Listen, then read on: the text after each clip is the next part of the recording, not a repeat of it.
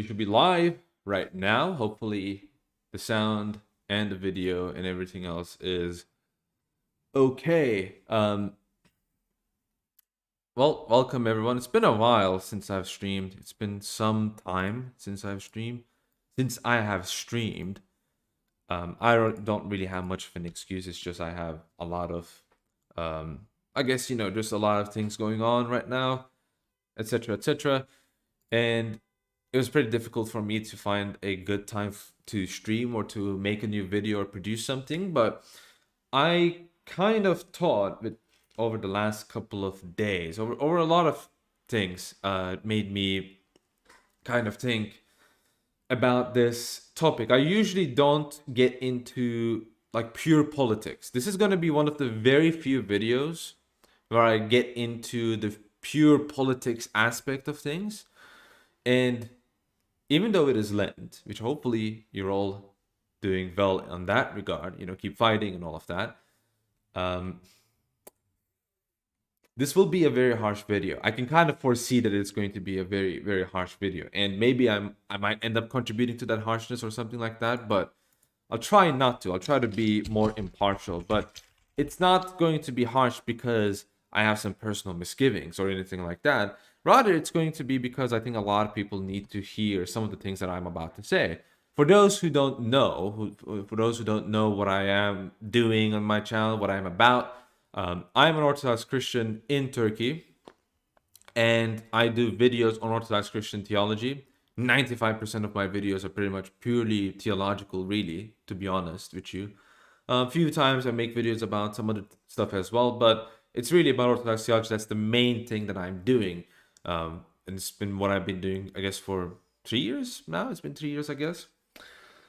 And as I've said, I don't really have much of a dog in this fight, even though I do live in a Muslim country. But I'm not like some super cringy like ex-Muslim person, right? That you see on Reddit. But first of all, I hate Reddit. I think Reddit is one of the worst websites ever. Secondly, I think basing your personality, whether it's online or offline, about what you used to be and what you're not anymore, like basing your moving from something that you think is bad is a good thing. I believe that it's a good thing. Basing your personality and constantly hammering it home, I think that is sad. And I think it's sad because it means you haven't really let it go, right? You haven't really let it go. You're allowing it to poison you still. You're allowing it to affect you still to this day, which I think it's not a behavior we should be having as Orthodox Christians. We can't have those kinds of feelings affect us negatively in that way. So I don't have those kinds of stupid motivations.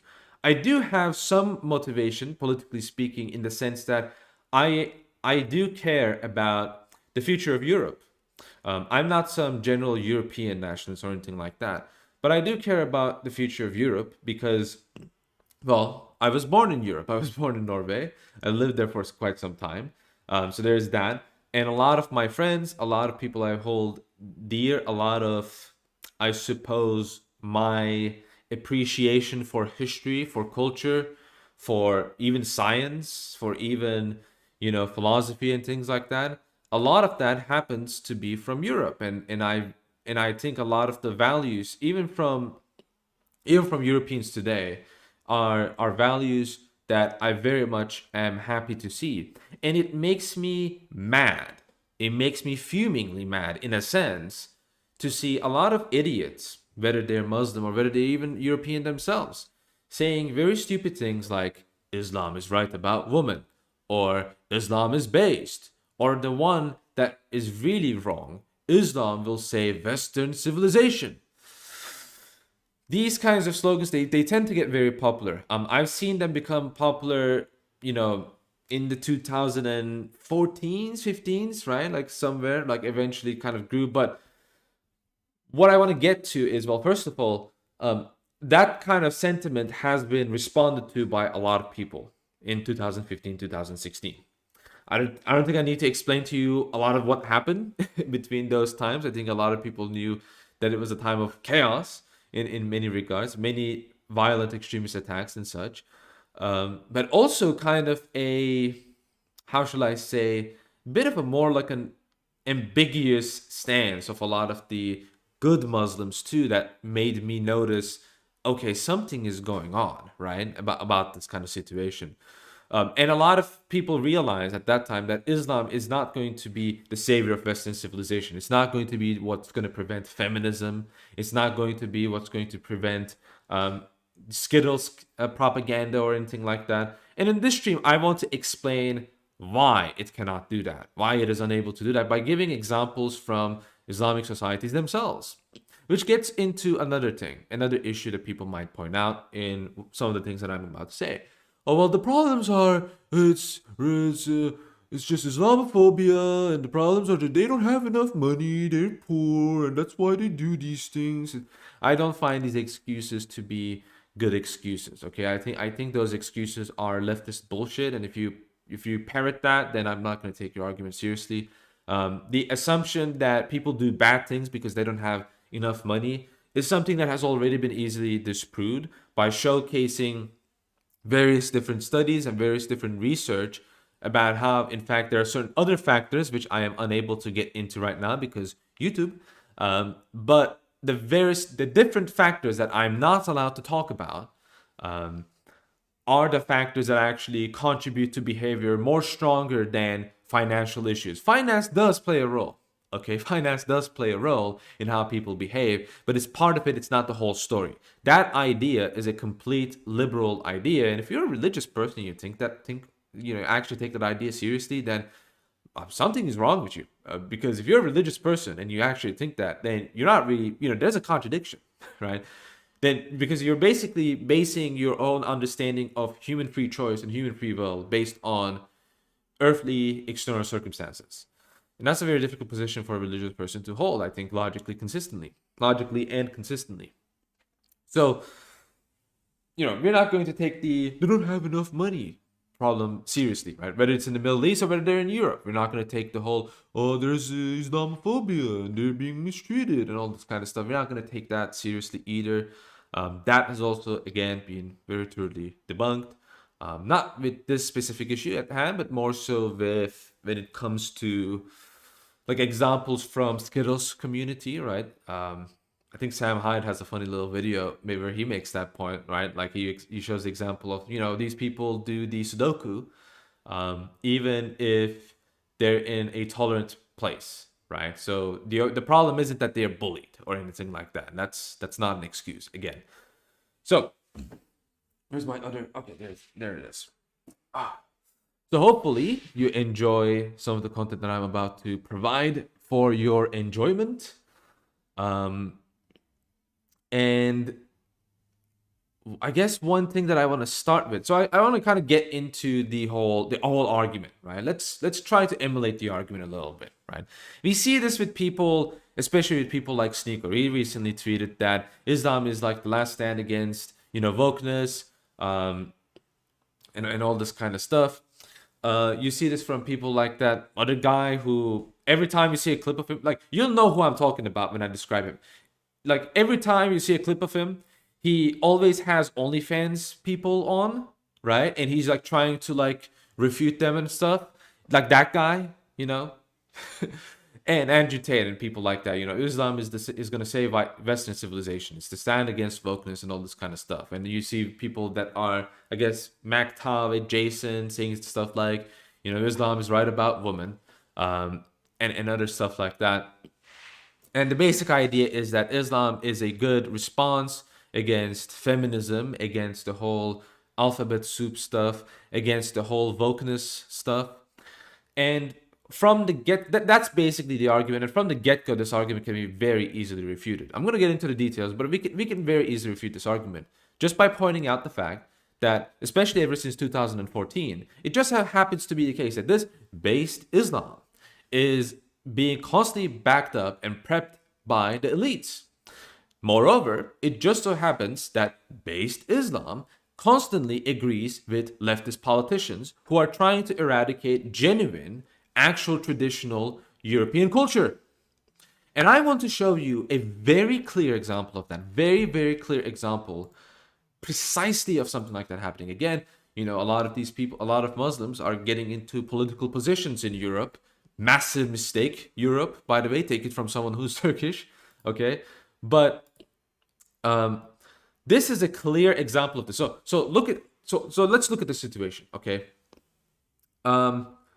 Katie Forbes is against Skittles' marriage, right? She's a Christian and she is against Skittles' marriage. Whereas Humza Yousaf, who is a Muslim, who openly says he's a Muslim, supports and promotes Skittles' marriage. Do you need more evidence of what's exactly going on? This, remember Sadiq Khan, mayor of London? Do you remember that? Why is he a total leftist liberal? I thought Islam is the last stance against wokeism. No. They're the ones working with them. They're the ones working with wokeness. I mean, that itself is more than proof enough that what this whole point is nonsense. And it's very, very funny that someone like Andrew Tate, especially, is talking about how, it's going to save Western civilization, because one of the very interesting aspects of, Muslims that come to Europe, right? A lot of people point out, Muslims have family values. They have family values. They have very important values against liberalism and degeneracy and stuff like that. And, for example, Muslims are against consuming alcohol. And yet them selling alcohol is used as an example of their tolerance and other such virtues. That is one of the worst things that can actually happen. And let me explain what I mean by that.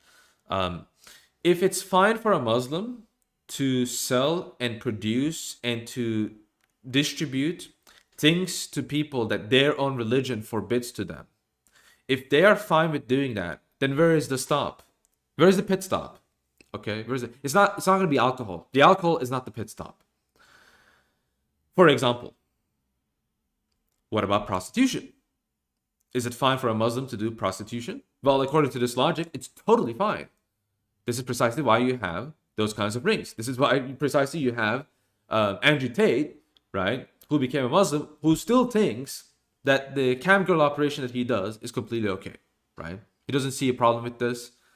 He, in fact, refers to himself as Lord, as various different divine titles. And the guy who made him Muslim or something like that, he was on a podcast and he literally said, Andrew Tate is saying a lot of heretical things, a lot of idolatrous things about himself. I mean, imagine if we had a high-profile convert to Orthodox Christianity. He was baptized, and 2 months later, he started to say complete and utterly heretical nonsense.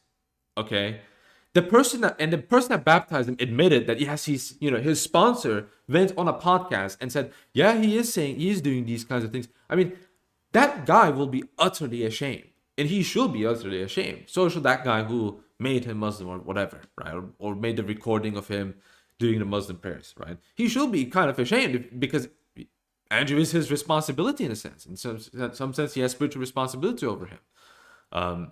But in the Islamic world, that's totally okay, right? Totally okay, because Andrew Tate is only being supported because Muslims are hoping that he's going to change his lifestyle, blah blah blah. Then why is Tristan Tate, who at the very least is a nominal Christian, why is he being supported? Okay, I mean, that's a very simple question. Why is he supported? He does the same things, okay, but you don't have the religion excuse.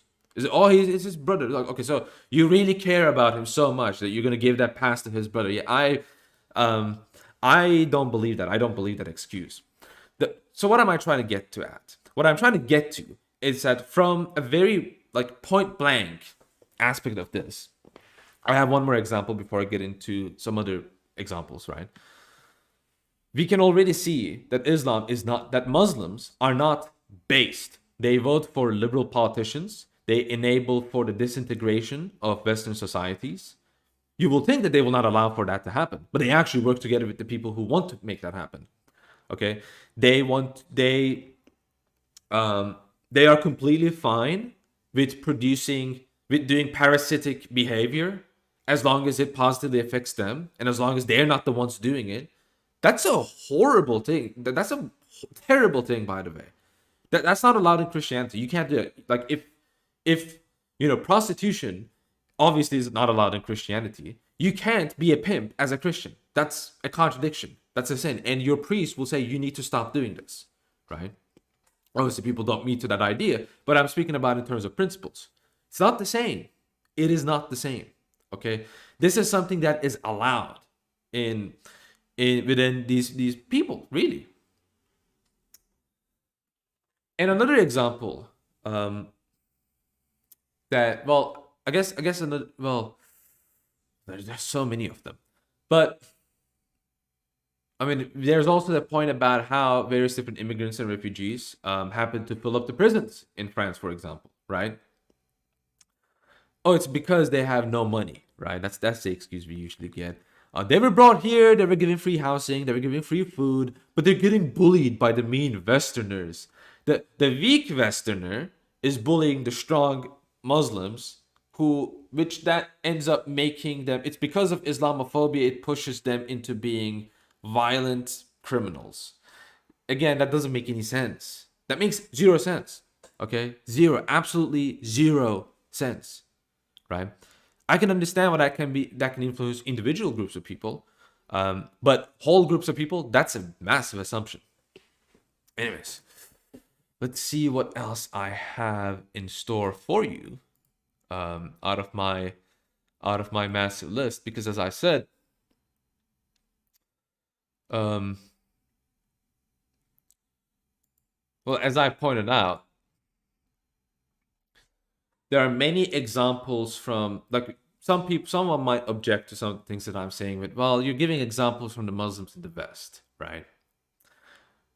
But we want to make them in some sense socially and culturally like they are in the Middle East, right? So that will mean that, these problems won't exist, these disintegrations won't happen, and they will have good values just like they have in the Middle East. Before I get to that point, finally remembered what I was referring to. A popular Muslim apologist, Muhammad Hijab, after Roe v. Wade got revoked, which is a massive victory against all people who are traditionalist, does he celebrate this victory with the traditionalists, right? That he's on the same side with based Islam, right? Remember, based Islam is a Western society. They were a Western civilization. You know what he did instead? He made a tweet saying that the Islamic position on abortion is not identical to the Catholic position. The Hanbali school, for example, allows abortion up to 40 days, and the other schools allow it up to 120 if there are extenuating circumstances. Beyond that, someone who does abortion pays blood. Oh, well, at least he said that abortion is bad. Yeah, after 4 months. I don't care about that. And it says, I don't know if any Islamic scholar who said that abortion is to be treated as murder. That is proof and evidence that your religion is wrong. That's proof and evidence that it's wrong. 95% of biologists agree life begins at conception. The Bible, the Old Testament, Scripture says life begins at conception. By that logic, abortion is murder at any stage, no exception. Okay, at any stage, at any freaking stage. And yet, in Islam, oh, it's fine. 40 days after, until 40 days, until 120 days, it's fine. It's A-okay. That's scientifically wrong. That's philosophically wrong. I know why the philosophical reasons has to do with, I forgot the exact terminology, but it's about the soul being embedded into the body or something like that, right? Some kind of philosophical presupposition, which is not something that the early Christians believed. So we don't have that kind of a problem. But Catholics and Muslims have that kind of a problem. At least Catholics are pro-life. I can say that about them. Muslims aren't. This is precisely why abortion isn't cared about in Turkey, for example. It's not a big deal. Oh yeah, thousands and millions of kids are being destroyed in the womb. Not a big deal, right? They're not speaking, at least Roman Catholics and Orthodox, right, are speaking out against this. They're at least defending the life of the innocent. Where is this value? Now, let's get to a very important question. Why is it that Islam seemingly has these good qualities like patriarchy and traditional family values and things like this, and in opposition to deviancy and stuff like that? How come they have these kinds of good values and they just stay away from us? They just vote against us. They just act against us, right? They in fact speak out against us. They do things to destroy us even? Why are they doing this? Well, well, my friend. Well, my friend, there's many different explanations, but I think a very good explanation has to do with certain metaphysical assumptions about their religion. Now that sounds very strange. Metaphysical assumptions, that doesn't make any sense. So you're basically saying their idea about God, their theology, etc., that has something to do with it. And I'm not going to make an argument like, oh, this verse in the Quran says that. That's not my argument. I have a very much more deeper argument than that, right? It has to do with that, right? And a big part of it has to do with the rejection of the crucifixion and various different narratives in the Bible. How? Now, I'm going aside, I'm moving aside the whole argument about, can God die on the cross? Can God die? How is Jesus God? How can God die on the cross? How can God die on the cross? Yeah, I'm not gonna entertain an argument. I've already entertained that argument in various different videos. That's not the video for it. All right. But the whole narrative structure in Islamic religion, the whole narrative about a man sacrificing himself for the salvation of others, for the sake of others, that central theme in Christianity, right, is explicitly rejected and condemned as weakness in Islam. This is precisely why in the Quran, what they believe instead is that there was a substitution of some sort. It wasn't Jesus that was crucified, it was someone else, right? That's the basic mainstream idea.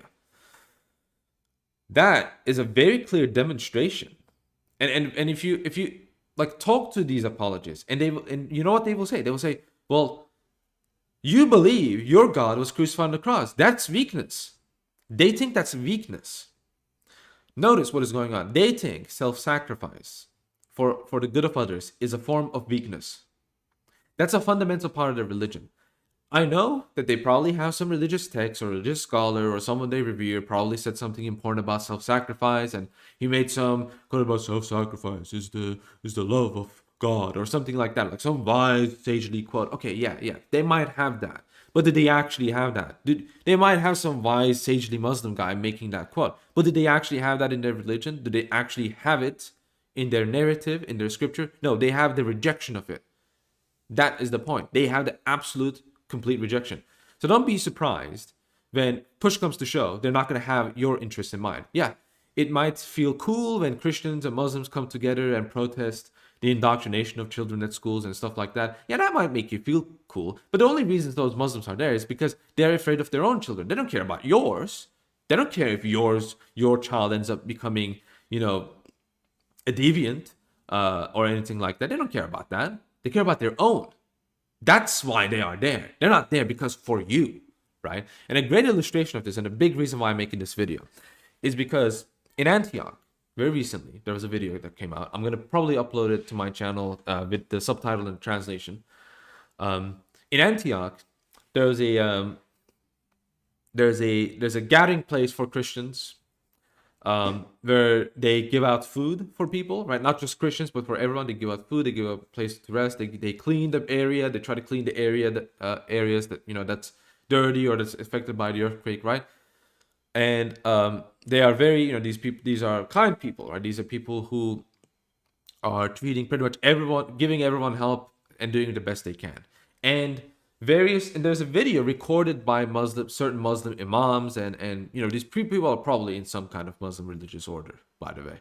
But they're recording this video, right? And they're saying, look, and they're explaining all of these things, and these are what the Christians are doing. This is what they need to give food, and they're basically concluding, yeah, I came there and they hugged me, they kissed my hand, they treated me with respect. These people are doing very advanced missionary work. That's what he said. He said that they're doing very advanced missionary work. Well, the one who's doing the missionary work is you. When you are that big of an idiot, of course, that's going to be a missionary work, because no one's going to look at you and say, wow, I'm going to become a Muslim. That guy he sounds like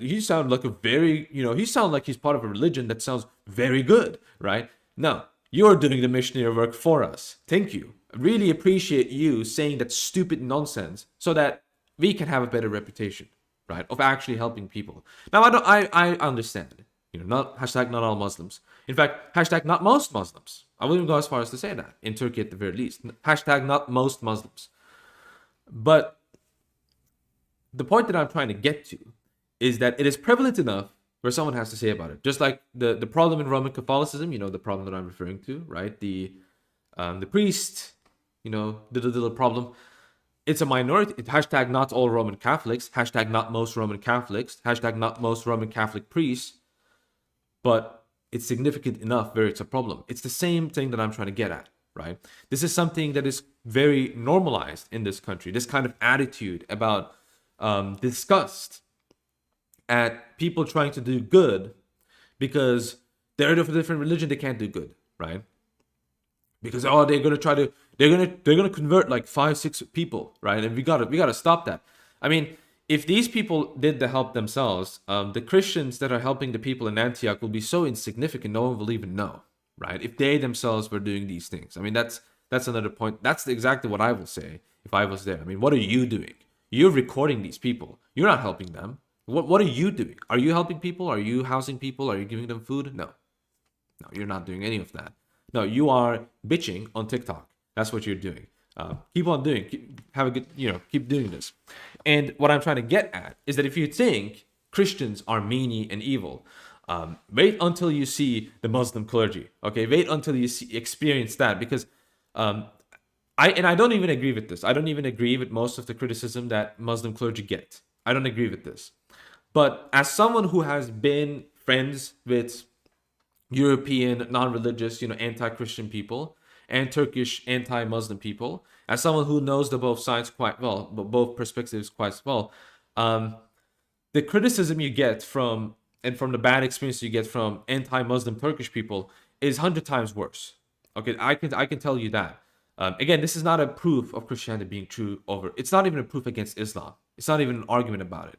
What it is an argument about is that it's an argument about the kind of lifestyle that you're promoting when you're saying based Islam, when you want countries to be more like Muslim countries. That is the kind of lifestyle that you want to have. Those are the kind of negative things that you are also bringing to yourself. That's the point that I'm trying to make. That's what you're going to end up getting. So, having pointed all of these things, what I want to move away from Muslims in Europe, right? And more so to the Middle East themselves, right? Because again, the theory is, well, look at Dubai. It's very prosperous. It has Muslim values. So it must be socially good. They don't. Sneeko, for example, made a tweet, something like, they don't use pronouns in the Middle East. Oh wow, they don't use pronouns. Oh my gosh, they don't use pronouns, guys. That must mean they're so cool, right? They don't use pronouns, so that means they're cool. That means everything is okay, right? Not a good story, not the case. Now, if I was a dishonest, meanie, bad person, I will point out how the Ottoman Empire was one of the first nations to decriminalize Skittles. I'm not going to talk much about that. If I was a meanie, I will point out how Turkey was one of the first countries, despite being Muslim, it was one of the first countries to give the right to vote to women, but I'm not going to mention that. What I am going to mention I'm going to mention the big issues in even the good Muslim countries, and I have some stuff to back some of the things that I'm going to say up. So the first thing I want to talk about is just the whole OnlyFans Instagram stuff in Dubai. Okay, most of you probably already know this, but Dubai is one of the most decadent places in the world. It's if an Instagram famous woman goes to Dubai to meet, men in Dubai, there's basically a 90% chance that she was used as, I'm not gonna even say it, but you get the idea. She was, they do very impure things, and I'm not just talking about sexual relations. Okay, I'm talking about messed up. I'm talking about actually messed up stuff, right? On a completely unrelated note, Scatman has very nice music. It might be a bit related to what I'm saying, but I think you can connect the dots yourself. So that's kind of a prevalent problem in a lot of these societies, right? We had the World Cup in Qatar. I think I made this point in the video about World Cup. Obviously, I'm very happy with the kind of stance that you saw from Qatar about some of the stuff that the atheistic West wanted to push. But I think a lot of people are missing the point about this, and I want to kind of make a little of an aside note, is that you need to realize that Christianity, and academically speaking, we were talking about Roman Catholic Christianity, we were talking about Protestant Christianity, right? Specifically, has been under attack by the academics for at least 2 centuries. In my personal opinion, since the Renaissance, right? That's my take. Complete attack to subvert and change the religion and disassemble it to a point where it is basically rejected and not considered to be an actual religion that can be respected and trusted, right? This was a process that took a very, very, very long time in the West. This process is only recently being undertaken in the Islamic world. What is the point that I'm trying to get at? The point that I'm trying to get at is that all of these liberal academics that you guys are so happy to use against Christianity, in 10, 20 years, give or take, you're going to have your own Bart Ehrmans. You're going to have your own academics that's going to be saying the same exact things that these academics were saying. And you're going to have nowhere to run, absolutely nowhere to run. And that is precisely because once you open the floodgates of the whole operation of questioning the faith, and I'm not just saying questioning the faith in terms of, is it true or is it false, but decompartmentalizing and disassembling the religion into tons of different pieces. When that occurs, say goodbye to your religion. You're going to have what happened in Europe, you're going to have that happening in the Middle East. This is precisely why you have various different, waves of immigration, both in America and in Europe. A lot of people talk about demographic change. The real change is going to be when a lot of these academics, Muslim academics, meet with the Western liberal academics. They, mix with each other. Then they go back to the Middle East. Yeah, see you when that happens. Let me give you some examples of that happening already in Turkey itself, right? Turkish academics. You know what the mainstream Turkish academic take about the Ottoman Empire is? The mainstream take is that the Ottoman Empire was Skittles friendly, for example. That's just one of the examples. This is prevalent enough in the academia that I myself have heard and seen this multiple times in academia here in Turkey. Okay, it's something that you hear very regularly, right? Now, it might be true, it might not be true. I personally don't think it's true. I do think there was some aspects of it, secret and private, but it wasn't really okayed, so to speak, publicly. But it's an angle of attack that is going on, right? Now you're going to say, well, it's not true. It doesn't matter if it's true or false. These people don't really care about that. That's your mistake if you're thinking that. There's a lot of things that they say about Christianity that's not true. You didn't care about that when people like me were pointing that out. So I think that's going to be not a fun time, both for Christians and for Muslims, to be honest, because it's not going to be, we're not happy. Unlike some people, we're not happy when our enemy prevails, even if they prevail over another enemy. That's not a good thing. But let me get back to the whole Middle Eastern dynamics and stuff like that. This is a point that Father Daniel Sossoe made, and I definitely agree with this point. You have this idea that Islam is this traditional society that is pure. Well, 80% of opium is produced in Afghanistan. Now you might say, well, okay, but the real Muslims, the radical Muslims, it's going to be very funny to point this out because the previous administration of Afghanistan, they were very happy with actual, pederasty. Like they were happy with that. That was bachabazi, right? Remember that? That's something that the Taliban eliminated. So you will think the Taliban will eliminate also that. No, it's exactly what I previously said, right? Even if they don't use it themselves, they're completely fine with producing and exporting it and making it available for everyone. And the Taliban Taliban themselves are conducting, right? They're big players in the drug trade. Now, isn't that interesting? 80% Afghanistan accounts for 80% of the total supply of opium. 80%. Right now, you might say Afghanistan is a troubled area, it's a chaotic area. That's not a good example. Okay, so what will be a good example? Saudi Arabia, right? Saudi Arabia will be somewhat of a decent example. I mean, it's a lot more stable. It's a lot more. It's better.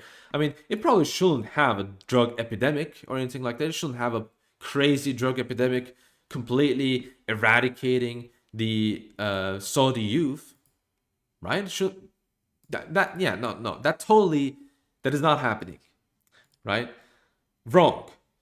40% of Saudi Arabians between the ages of 12 and 22 are addicted to meth. Okay, we're not talking about weak stuff like weed. We're talking about meth. 40%. 40%. Do you know what 40% looks like? 40%. 4 out of the 10 people you meet in Saudi Arabia that is between the ages of 12, by the way, 12 and 22 is addicted to opium based Islam, right? That's based Islam. They take a drug called Captagon specifically, which is a form of methamphetamine. Blah, blah, blah, I can't say it properly. So again, when you're talking about based Islam, Islam will say Western civilization. This is what you're trying to export to your country, okay? And they're not saying stuff like, shisha or anything like that, no, right? Straight up meth, okay? Straight up meth. And there's, it's not just this. It's not just this source. There's academic sources that point out to this, right? Again, a lot of Muslim apologists. What do they love to do? Christian academics say, well, here, academics say that Saudi Arabians are addicted to drugs. So when you have based Islam, what we have learned so far is you have sexual degeneracy on the down low, but you have that. You have massive drug addiction. Now let's get to the next one, divorce. That's going to be very surprising, but there's a video by someone called Coltrane. Now, Coltrane is a MGTOW person, and we're not really friends with MGTOWs here. We're not the biggest allies of MGTOWs, even if we can appreciate some stuff. I mean, we can appreciate some stuff Muslims believe in, right? We can appreciate some stuff various different groups believe in. But obviously, MGTOWs are not our friends. And Coltrane definitely is not friendly towards Christianity. He's pretty much against Christianity. He thinks it is bad against when it comes to male dating strategy and stuff like that. But he has a video called Islam is Right About Women, where he gets very deep into researching Islamic society and the male-female dynamics. And he very much debunks this notion that Islam is this base patriarchal society where men are treated favorably and women are put in their place and stuff like that. That is completely wrong. He points out, for example, that in Islamic families, you have the woman controlling the finances. The woman has no financial responsibility. The man has the complete financial burden. There's various different customs and traditions that the man must follow to monetarily provide not only for his wife, but also for the family of the wife. This is embedded within the religion itself. And moreover, I can attest to this fact that even in nominally Muslim families in Turkey, the whole vetting thing, the whole vetting stuff that goes on in Muslim families, that's a complete industry. You need to realize that people get into depths trying to make these massive, these massive, really cool ceremonies, marriage ceremonies, and stuff like that. It's very prevalent in Muslim societies, and again, taking a lot of people take in depth in order to maintain that, to do that. That is not healthy. That's not a good thing. That's not good. That's not good for men. Really, that's not good for a woman either. That's a very bad thing. It's a very bad custom to have. To be honest with you, a much healthier custom will just be marrying in a church, doing a marriage ceremony inside a church instead of spending thousands of dollars into trying to do a massive wedding ceremony where indebted to various different strangers and stuff like that. But there's a lot of stuff that he also talks about, like divorce. In Islamic countries, what's really interesting about Islamic countries is the divorce rate, although it's not as high as America, which, I mean, when you compare to America, that's usually not a good thing. But it's not although it's not as high as America, it's very close to being as high as America throughout the Middle Eastern world. Divorce is very much an epidemic. Now, contrast this to Christianity, right? Based Islam, divorce is very normalized. What is the case in Christianity? Well, divorce is not allowed. Divorce is something that is not allowed. We don't do divorce, right? Divorce is at most permitted as condescending to human weakness. But divorce, we believe divorce is sin, except if it's due to sexual immorality and stuff like that, right? But outside of that, I mean, it's sinful. It's something that you should be doing. In the Islamic world, it's not seen as that, right? So much for strong family values. We can certainly appreciate some strong family values from the Islamic world, but polygamy is not one of them either. I mean, that's one of the more obvious ones that is coming out is polygamy, right? The idea that a man can marry 4 wives is one of the worst things that can happen for men themselves. How can it be the case? Well, allow me to demonstrate it in this way. Well, if you have Chaddullah, a bunch of Chaddullahs having 4 wives, and they can, by the way, they can divorce them and find other wives as well, right? Well, what does that mean for the other men? Well, what it means is that there are less women to choose from in the dating pool. Well, once you have that, you have, guess what? Hypergamy. Again, you still have hypergamy. You still have female dating strategies that work against men.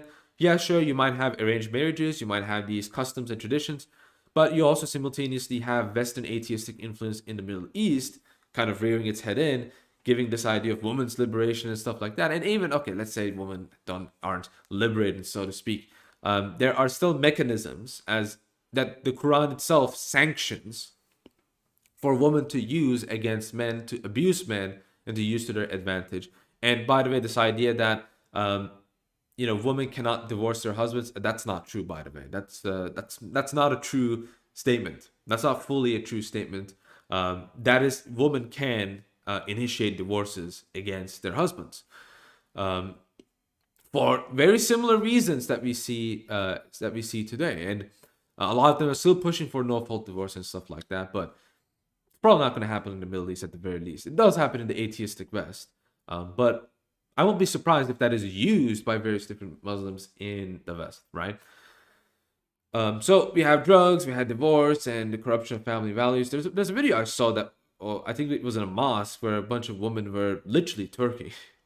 Just kidding. I'm not going to show the video, but for obvious reasons. But seeing that actually makes me sad. It makes me really, really sad and really, really mad, because it's just this kind of behavior shouldn't be in the Islamic world. But to kind of give you an example of wokeness in Islam, I'm kind of, because I haven't really scripted a lot of what I'm about to say, but what I have said so far at the very least as well. But one thing that crossed my mind is that in Europe, it's very interesting that in Europe you already have female imams, right? You already have these like little funny, pro Skittles, pro liberal, female imam, female mosque and stuff like, female led mosques and stuff like that in parts of Europe. It's already happening. It's already occurring. Obviously, a Muslim can say, well, they're not real Muslims, etc. But I mean, that kind of begs the other question. Well, what is your ecclesial structure where you can normatively state that this is something that that this makes this mosque not an actual mosque and not an actual activity?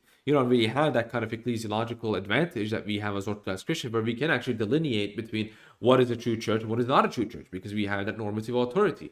That normative authority is a lot weaker, if it even exists, in the Islamic world. Having said that, let's get to the problems in the Middle East. Again, it's the problems that the Middle East has is not just money, okay? It's not because they're bullied or stuff like that. It's not because of evil Western influence.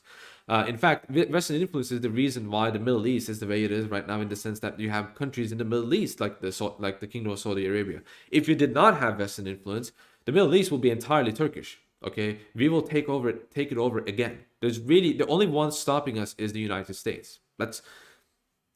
I'm not going to shy away from that. The only reason you have various different countries in the Middle East is because of the United States. The reason why Saudi Arabia is propped up is because of the United States. The reason why you have these based Muslim societies is because of you being propped up by the United States. Okay, if the United States did not exist right now, if it disappeared, no one will be stopping Turkey from steamrolling the entire Middle East.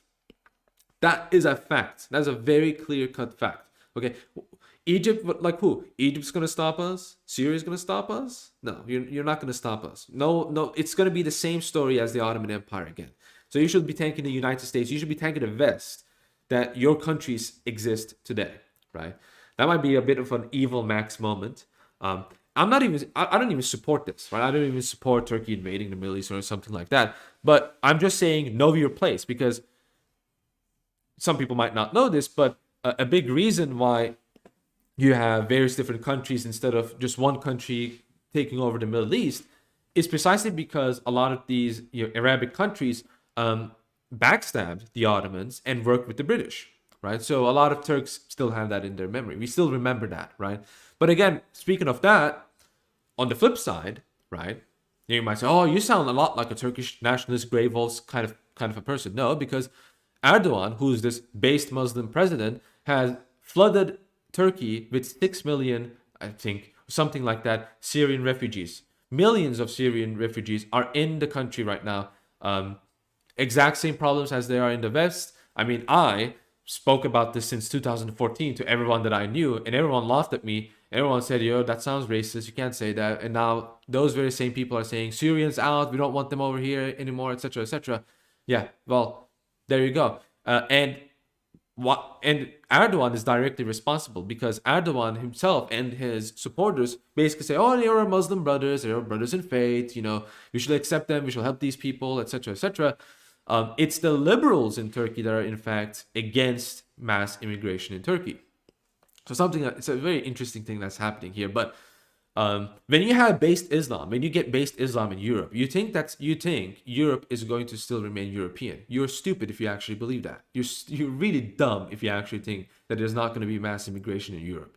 You are a very stupid and absolute. I'm not going to say that because YouTube will not like it, but you're a total idiot if you actually genuinely believe that if the Western civilization becomes is saved by based Islam, that you actually think that the makeup of these countries is going to remain the same. You are a very low IQ individual if you actually genuinely believe that. And I have nothing but contempt for your political beliefs. If you seriously believe that, which is precisely why if you're European, the last thing you want to do is say Islam is based, I want to accept Islam. No.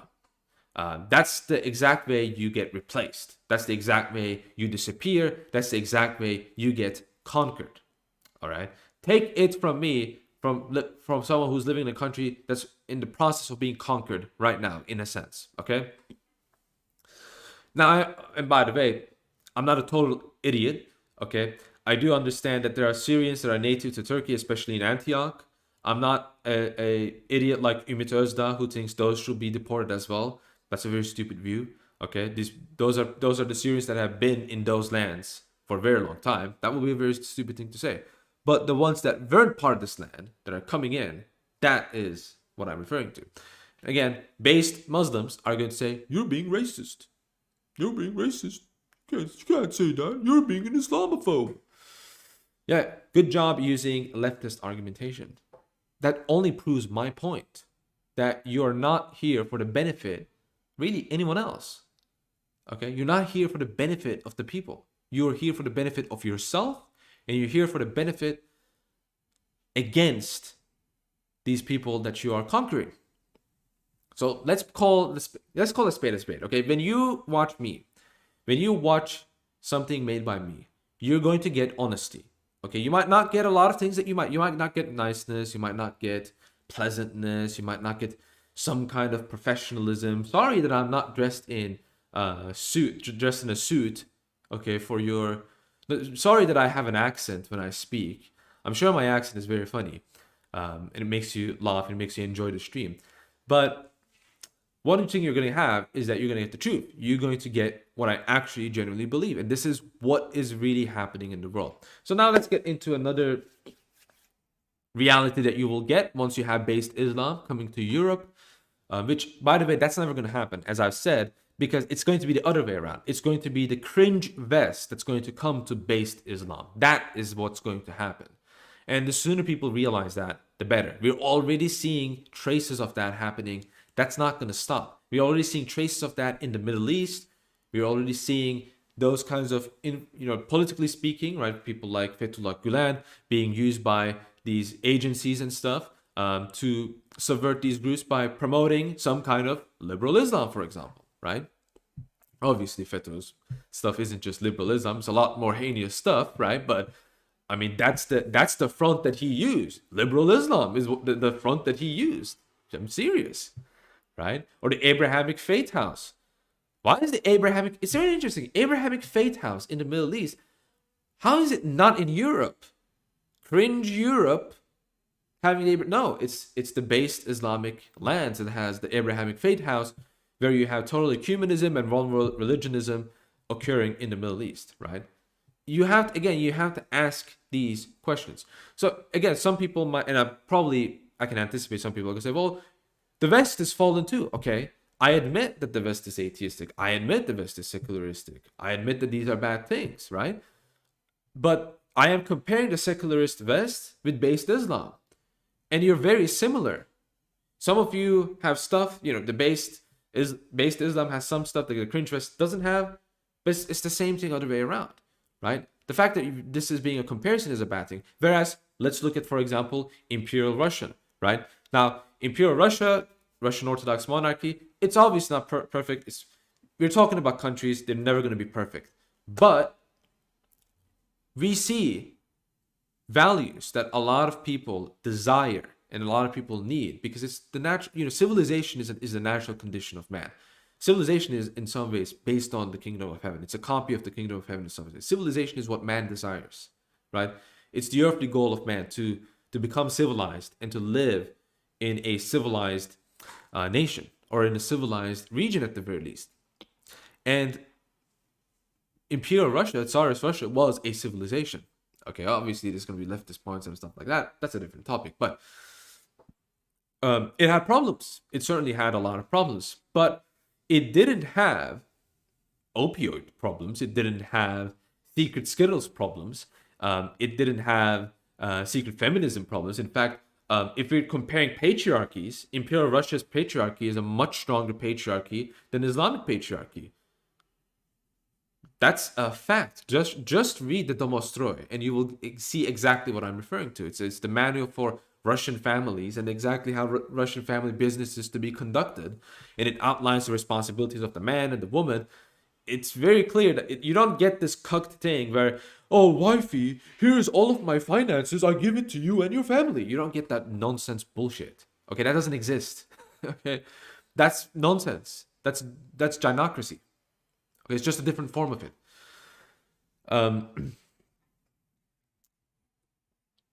Let me see. I recorded this one thing. I don't want to get too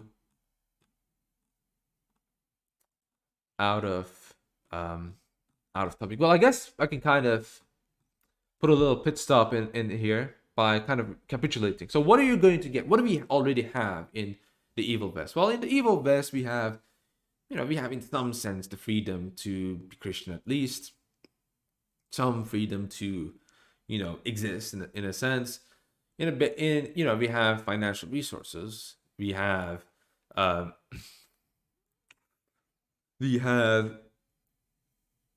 I will say we don't have violence, but Based Inc. is providing that, thankfully. So that's reducing. But we have good communities. We have decent communities. We have decent groups of civilized people where you can have honest engagements in some regard. This is something that is still valued, right? We have very basic values that you're supposed to do and perform in order to maintain civilization. Well, for all intents and purposes, the West is still a civilization. It still has a history. It still has a tradition. It still has something to back it up, right? Now, what does it have that is unfortunate? Well, what it has that is unfortunate is that it has Skittle stuff. It has liberalism. It has secularism. It has,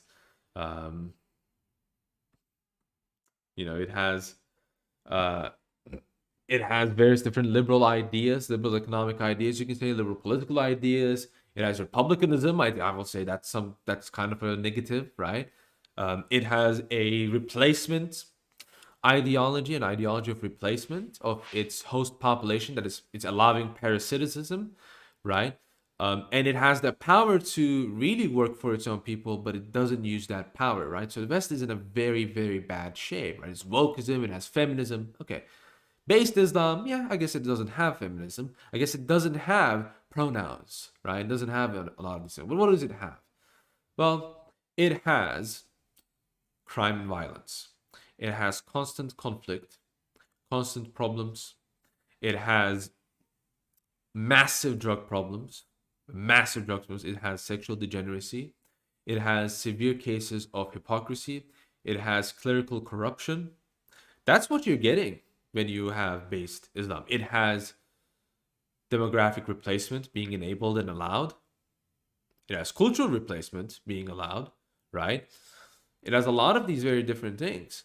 Now, on the one hand, we have violence being more normal, constant hypocrisy, clerical corruption, uh, severe drug addiction, unparalleled, severe divorce, severe issues with family structures. Even though there's a base patriarchal structure, it has still its own problems.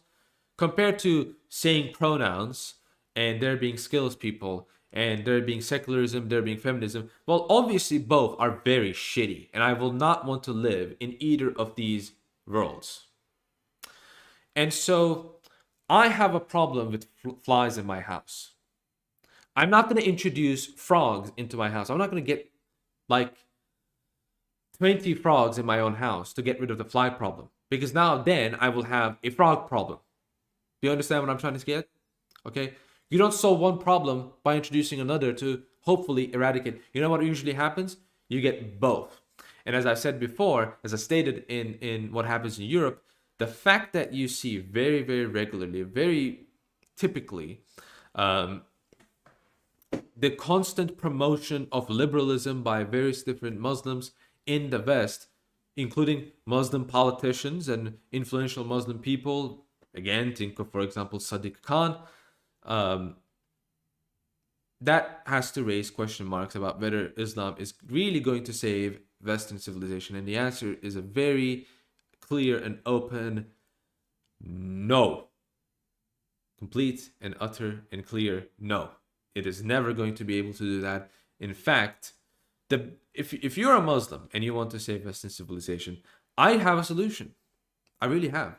In fact, if you want to save yourself, if you want to save your own civilization, colloquially speaking, I'm trying to be respectful, I also have a solution. It's the same solution. If Muslims want to save Western civilization, here's what they do. They group each other up, right? They put themselves in a nice group. They take all they have, the resources, their culture, their food, everything that they have. They take the converts, right? They group them up. They put them in planes, free plane rides. They fly them to the Middle East and they cut contact with the West. That's the only way you can save Western civilization. That's the best thing you can do for Western civilization. That's the best thing you can do for yourself, by the way, because it will also mean the Western secular influence will not be coming to you and for your children. They will be the best for you too. I think it's the best solution, but I obviously know it's never going to happen. It's never going to happen because the logistics. It's never going to happen because it's a really radical decision. The fact is, let's face it, economy, the lifestyle in Europe is very comfortable. It's very nice. It's very cool. Why would you want to go to desert shitholes? Why would you want to do that? No sane person will want that. No sane person will live in Europe and be like, I'm going to go to Libya. I'm going to go to Egypt. I want to go back to Egypt. Oh, I'm going to have a lot of fun in Egypt. Oh, Egypt's going to be really fun. I can't wait to have a complete destabilization of my government in 10 years. Oh, that's going to be really fun. No one thinks that way, right? I understand you're looking out for yourself. I can't blame you. But the fact is, I'm a frog swimming in a pond, and you're the scorpion asking for a ride. I am not letting you on my back because I know eventually it's in your nature to sting me and you end up killing both of us. And I obviously I don't want that for you. I don't want that for myself. I don't want that for anyone. So that's kind of the main point. That's what I wanted to get at it's a lot spicier, especially considering the season. I haven't seen the live chat, but I can guess the live chat is either foaming at the mouth, how dare you say these things, or virtue signaling about, you're too mean, or alternatively, it can just be full of people saying, you are epic. Thank you for saying this. And that might be, or just all of them, right? So, all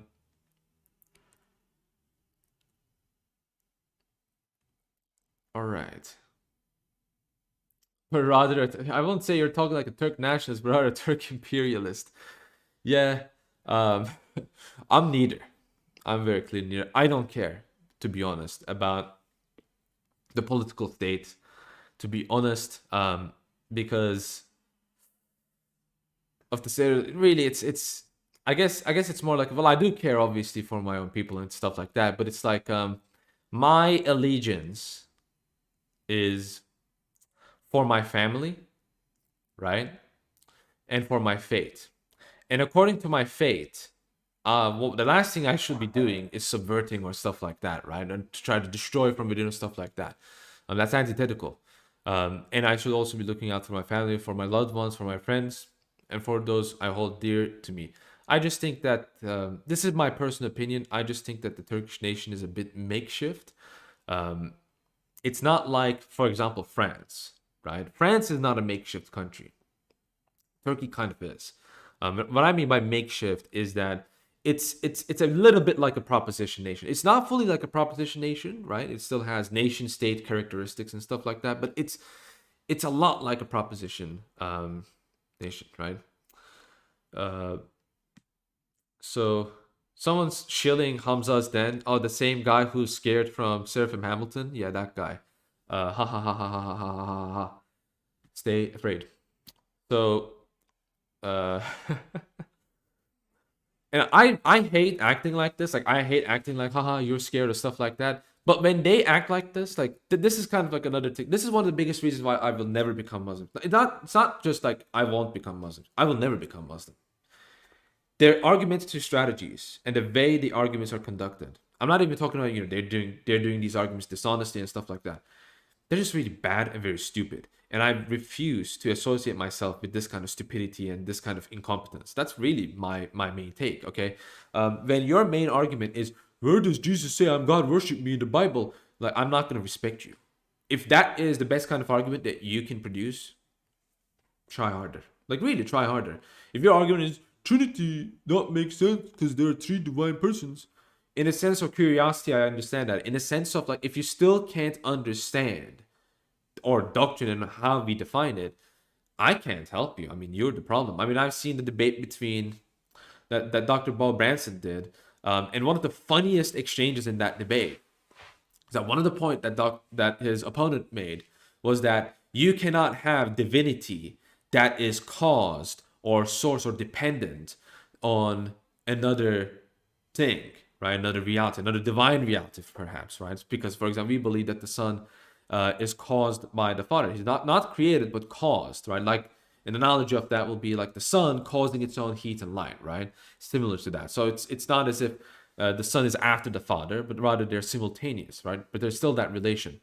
So the objection to that is, well, you can't have something caused and divine. And Dr. Branson asked him a very simple question. Well, what about the attributes of God? I mean, are they caused? Are they, they're dependent? Are they dependent on God? Are the attributes identical isomorphically with God? Are they distinct from God? Well, if they're distinct, then that means there's some kind of a causal dependency relationship. And his opponent just said, I don't know what that has to do with the argument. Like, yeah, like that's the best. By the way, that's the best they have. So don't be mad at me when I think this is a low IQ culture. Okay, I don't see this kind of dumb. Like, I see this in Protestantism. I see this in some forms of Roman Catholicism. So far, as an Orthodox Christian apologist and watching Orthodox Christian apologists and reading the material of the church fathers and such, I don't see this low IQ-ness. I don't see it. I see high IQ edifying stuff. But when I see these kinds of pop apologists, I just see idiocy. I see a lot of dishonesty, to be honest, but I see a lot of idiocy, I see a lot of dishonest argumentation, a lot of argumentation that completely and utterly ignores foundational explanations, like narrative explanations and things like that. And just, stuff like, Bible says God doesn't get tempted, Jesus gets tempted, therefore Jesus is not God, right? Like stuff like that. Like, anyone with triple digit IQ is going to see through that kind of argumentation, not going to be convinced, okay? And the fact that this is very prevalent tells me a lot about the religion itself. So that is the main take that I have about these kinds of argumentation. I can't take this kind of thinking seriously. That is, when you lost someone on that as a religion, that's something you have a different. Oh yeah, but what about the Quranic miracles? Scientific. If you have miracles as your proof of being a true religion, Yeah, that's yeah. Cults have miracles. Cults have religious experiences. Um, concerts have a lot of religious experiences that give you some of these dopamine feelings. I mean, but about the like I've seen a lot of the arguments, like the scientific arguments, stuff like that. A lot of them are based on vague statements or science that already exists at the time, or vague statements that are interpreted in certain ways where it can be like, oh, it's a scientific occurrence, scientific miracle that must be. And it's like even if I were to say, okay, there is some kind of a miracle here, you do realize that we believe that there is such a thing as demons. Yeah. So what's the point exactly? Demons can make miracles and illusions. That doesn't prove anything. It doesn't prove anything to me. So why are you using that kind of an argument? If you want to prove to me that my religion is dumb and stupid and wrong, then understand what my religion says first. Very good tip from this is I'm helping you guys. I'm giving you the help that no one has ever given you in your whole life on how to refute Christianity. Understand what Christianity is trying to say. Understand the narrative of Christianity. Understand Christian doctrines. Try to understand them how a Christian will try to understand them, right? And then try to find inconsistencies and try to steelman the Christian argument. Seriously, and try not to depend on low IQ idiots. Try to argue against someone who actually knows Christianity and demonstrate aspects of Christianity that is really contradictory with its own. You're not going to be able to do that, though. That's why you're resorting to low IQ arguments. To be fair, a lot of people are resorting to low IQ arguments against Islam. Okay, so I think it goes both ways. But I've noticed that it goes, well, the traffic is much more in one way than the other, right? And I see this in a lot of like even as a kid, I will ask like basic questions, and I will always get the stupidest, dumbest answers. I will never get actual intelligent answers. It will always be these. It will be these answers that will satiate a ATIQ mongrel, but it won't really satiate someone who actually thinks with his brain, right? And I don't know. I don't know. I don't get it. I don't personally get it, but I don't want to be too offensive to you guys. I don't want to be too. I guess you probably had reasons, but like for example, another thing is like the whole, for example, like just a very simple example. You venerate the cross. It's like, okay, you venerate the black cube. Like, how do you not think of that? That kind of stuff. It just makes me think that they're really expecting you to be a very stupid person. It's like 1 + 1 + 1 = 3. Yeah, good job. Yeah, that's an argument we haven't responded for 2,000 years. Ooh, 1 + 1. Oh, I didn't know that. I didn't know 1 + 1 + 1 = 3. Anyways, I don't want to rant too much about. You're creating a false equivalence between Islam and traditionalists. So now you have someone saying in the chat that Islam is not, the traditionalists are not painting the right picture about what Islam is. Well, my friend, this video is not for you. You are already tricked. You are already subverted. You're already part of the subverted. I'm talking about the based ones, the traditionalist ones.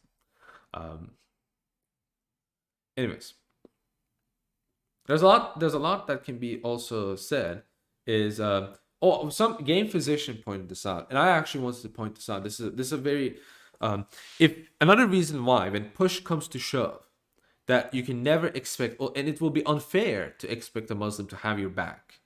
As unfair as that sounds to them, is that again the idea of sacrificing oneself for principles, just foreign.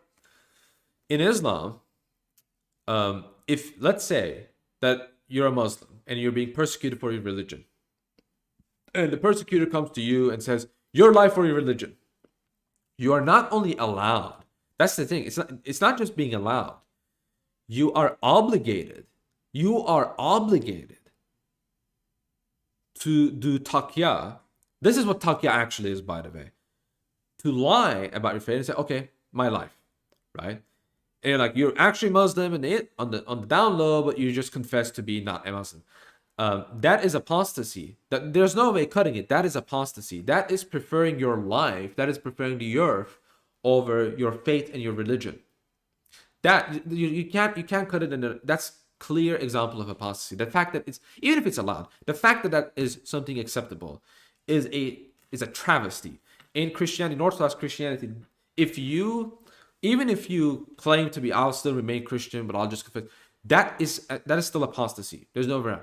Either martyrdom or apostasy. Those are the choices that you end up having as a Christian. You either end up being an apostate or you end up being a martyr in a situation like that. If you don't confess your faith when push comes to shove, then what's the point of your religion at the end of the day? If you're not willing to live and die for it. But no, here's the thing. Oh, no, we're willing to live and die for it in jihad, in battle, in war. That's clearly not the same thing, right? This is not even a criticism that I am making. It's not even, they don't even think this is a criticism. They think it's a point of strength. I was talking with a bunch of like clear Sharia supporting Muslims. They were friends of my friend, and we were having discussions about Christianity and stuff like that. And one of the arguments they made is that we have monasticism and that's a bad thing. And he said, well, monks, all they do is they live in a solitary place and they just go pray. They're not trying to be useful to people. That's all it is. Usefulness. It's all about usefulness. It's not about spiritual acquisition of virtue. It's about being useful. So for them, monasticism is just foolishness. It doesn't make any sense. For them, being crucified is foolishness. For them, self-sacrifice, sacrificing oneself for their faith, is foolishness. You have to be useful. So do you see how Islam is kind of a World Economic Forum religion? Just be useful. Just be a useful slave for the civilization, for the society, and you will be rewarded with 72 virgins. That is, I mean, aside from the 72 virgin stuff, again, that's low-hanging fruits, but that kind of principle about spiritual life is part and parcel about this kind of move away from the spirit to a more empirical, to a more consequentialist even understanding of making oneself useful. You have to be useful in your community, and if you are useful in your community, you will be rewarded by God with, a pleasant afterlife. Whereas in Christianity, it is not about that. It is about acquiring and participating in God's life that He Himself has. This is something absent from this tradition. You see this in Sufi traditions at most, right? But they are heterodox they're kind of heterodox. They're kind of kooky. The ones, even they're accepted, they're kind of like accepted as like, whatever, kind of a group. But even then, it's like, yeah, okay, they're accepted. Let's say they're accepted. There are also schools that reject that kind of thinking. So at the end of the day, what does it matter, right? It ends up being a personal opinion if you're a Muslim. And like if you're going to say, well, the fact that we allow for these diversity of options is a good thing, you have another thing coming. That's a bad thing to have in a religion. So like what? Having a multitude of different theological options to choose from in a religion, well, you're already trying to do that when you're trying to be part of a religious tradition, aren't you? So now there's a religion within a religion. There's a parasynagogue of different religions within this one religion. It's the same thing with Roman Catholicism. They have the Roman Catholicism as the umbrella, and then they have the parasynagogues of Thomism, of Scotism. Now they have the Orthodox, right, Eastern Catholic. Eastern Greek Catholic, Roman Catholicism. They have even Nestorian theology, right? They have like modernist Roman Catholic, like all of these parasynagogues under the one umbrella of Roman Catholicism. That's not a good thing for a religion. That's a bad thing. You're not supposed to have theological schools that oppose each other. I know people talk about that. There were theological schools in history. They didn't see themselves as having theological schools. That's very important to point out, as in Christian history. And you will notice in Orthodox Christianity, you don't have that. You don't have Thomism and Palimism or stuff like that. You only have Orthodox theology. And again, in Islam, even in Sunni Islam, you have multitude of different Aqidas. Most Muslims don't even know what an Aqidah is. They don't even know what a creed is. They don't even know what an Aqidah is. It's one of the most instrumental aspects of their faith. It's about the creedal statements and the theological beliefs that they have in their own religion. Okay? Theological beliefs about what God is and what His characteristic is. It's a very important thing. It's a very crucial thing. But again, based Islam, right? You don't care about that. We care about making money and we care about like having MMA fighters. Yeah, we need to have more MMA fighters. I mean, it's like set your priorities straight. Come on, set your okay. MMA fighters, they're cool. Okay, you have cool MMA fighters, but if that's all you have, then like it's like being a circus monkey at the end of the day, right? I'm not saying the MMA fighters are, but you gotta have more, is what I'm trying to say, right? It's badass. Yeah, cool.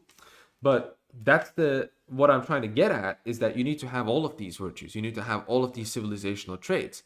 Being a badass warrior and having nothing else is nothing. I mean, you know, uh, knights, whether they were Russian knights, Roman knights, Italian, French, European knights. I mean, they were badass and they were masculine, they were cool, and they had a lot of different qualities as well, right? They were very vicious in the battlefield, but they were also very professional, very humble. They had various different virtues and that they exemplified in public settings outside of war. And that is the kind of attitude that comes out of Christianity. And this is the kind of attitude that we must have, and we must be. Obviously, there's some like Salatin, right? I think he's close to that kind of an understanding, but does it promote that kind of a general civilization? That's, I think, the question mark. Anyways, that's pretty much all. I guess I went a bit off topic. I think the latter portion, like the last 16 minutes, 17 minutes of what I said, that's a lot more optional. That's a lot more kind of more like, I'm open to being proven wrong on these, some of the things that I said. But what I am very certain about is that once you have based Islam coming to Europe, you're not going to have the paradise that you think you're going to have. You're not going to have the paradise of your European Muslim waifu waiting for you to marry her. Okay, you're not gonna have that. You're not gonna have that dream fantasy. It's not gonna happen. What's going to happen is that Chadullah is gonna have 4 wives. They're gonna divorce them, get 4 other wives. Okay, you're gonna have Andrew Tate pimping the woman that will be your wife, right? You will have these kinds of situations going on, and you will turn to drugs, right? Because you are stifled, right? Your whole development is stifled. You'll turn to drugs. You'll turn to degeneracy. You'll turn to various different problems that is prevalent in these kinds of societies, and you will be just as miserable as many people in the West are. I think a big problem that people don't realize is that different civilizations and different countries have different problems. That doesn't mean that once you have one template and you import it to another country, you're gonna have no more problems, right? Just because that template does not have those problems, you will still have those problems, and you might have extra problems. And most likely, that's what will happen if Europe really became Muslim. As I said, remember Hamza Yusuf, Hamza Yusuf opposing Katie Forbes, who is opposing Skittles marriage, whereas Hamza Yusuf is promoting Skittles marriage, right? Muslim politicians promoting wokeness, promoting all this kind of nonsense, whereas it's the Christian ones that are fighting against it. Remember, they talk about Christians being bad. They show examples of drag queens in Christian churches. Well, first of all, from my perspective, those are not Christian churches, because I'm an Orthodox Christian. I don't care about these straying around Lutheran, Presbyterian. Okay, I don't care about them. From my perspective, they're also not Christian in a sense, right? But you don't get to say those kinds of things and then have your own degeneracies even in Europe at the same time. You don't get to have that right. You don't have that right. You don't get to say that kind of stuff. I get to say that kind of stuff, right? In a sense, without being a hypocrite. But you don't have that advantage, right? And it's not about having that advantage.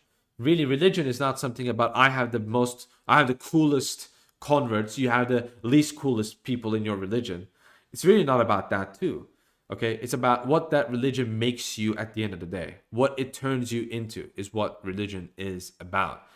It's what Christianity is about, and that is the end goal. One of the end goals, that is to say, about what is to happen. So, again, sorry for making you mad, but I think this is something that needs to be said, because every single time this topic comes up over and over again, based Islam, we'll say again, it's over and over again with the whole Tateism stuff we get. I think this should demonstrate to people that have actual valid normal concerns, are not, puppets of the mind, they're not being mind puppeted by a bunch of idiots, but actually are strongly thinking about certain things. I hope you realize that Islam is not the solution to the problem that we have. Really, the solution to the problem that we have, which maybe I might talk about it in more detail in a separate stream, is still Christianity. Christianity is a part and parcel of European civilization, but it's the true form of Christianity, not the and that true form of Christianity is Orthodox Christianity, which has been lost since 1,000 years ago in the West, and gradually has been lost in the West since 1,000 years. And that is the ideal that really we are to strive towards. Remember the Christian Roman Empire, right? What people call the Byzantine Empire. It is perhaps the most fascinating and highest level of that time, civilization that any civilization can really properly reach. Obviously, not without its problems, many different problems, but even if we assume that the Byzantine Empire started in with Saint Constantine, more than a millennium of survival is nothing to scoff at. More than a millennium of survival. What other civilization has survived that long? You're not going to find it. What civilization has survived half as long? You're going to find very few of them, right? So that kind of gets to the point of what I think the goal of Christians should be in the West instead. So thank you for listening. And hopefully I'll make more streams and videos, and hopefully this spicy content will